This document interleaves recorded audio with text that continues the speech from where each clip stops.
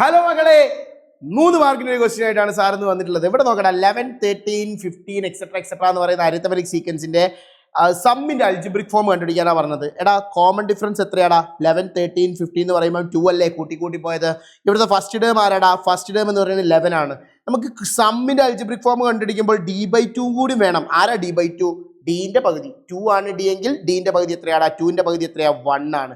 Okay, അങ്ങനെയാണെങ്കിൽ പറഞ്ഞേ എങ്ങനെയാണ് നമ്മുടെ സമ്മിന്റെ അൽജിബ്രിക് ഫോം കണ്ടുപിടിക്കാൻ ഒരു ഇക്വേഷൻ സാർ പഠിപ്പിച്ചു തന്നിട്ടുണ്ടല്ലോ. എന്തായിരുന്നു? d/2 n² plus f minus d/2 into n.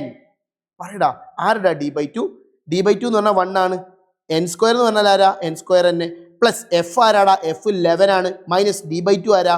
1 into n.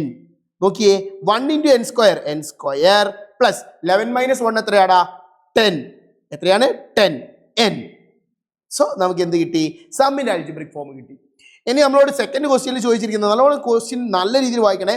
How many terms in the sequence starting from the first to be added to get the sum 600. Sum 600 കിട്ടണം. സമ്മിന്റെ algebraic form ഇവിടെ എഴുതിയില്ലേ? അപ്പോൾ ഇത് എത്രയാവണം? 600 ആവണം. അതായത് നമ്മുടെ n² plus 10n is equal to 600 ആവണം. എന്താ കണ്ടുപിടിക്കാൻ പറഞ്ഞത്? നമ്പർ ഓഫ് ടേംസ് അല്ലേ? n അല്ലേ കണ്ടുപിടിക്കാൻ പറഞ്ഞത്? നമ്മുടെ ലവ് സ്റ്റോറി ഇവിടെ ചാമ്പടാ. n² is equal n² plus 10n plus ആരാ കൊണ്ടുവരേണ്ടത്? പെങ്ങളൂട്ടിനെ കൊണ്ടുവരണം. എന്നിന്റെ കൂടെ ഉള്ളത് 10 ആണ്. 10ന്റെ പെങ്ങളൂട്ടി 5 ആണ്. ഈമാനുള്ള കുട്ടിയാണ്. തലയിൽ തട്ടമിടണം. That is equal to 600 plus 5². നോക്കിയേ, പെങ്ങളൂട്ടി വന്നതോടെ 10n എന്തായി? നമ്മുടെ കഥയൊന്നും പോയില്ലേ? കൂട്ടത്തുറന്നു. എന്ത് തുറന്നു? കൂട്ടത്തുറന്നു. എന്നെ കയറി, 5ഉം കയറി, സ്മരിച്ചു.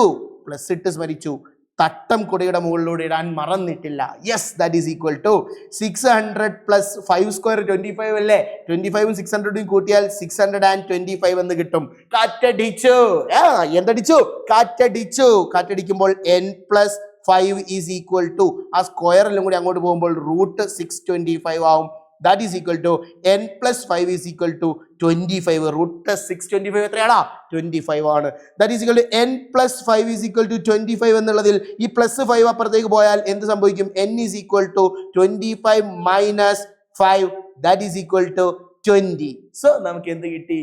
n 25 ആണെന്ന് കിട്ടി. സെറ്റ് അല്ലടാ?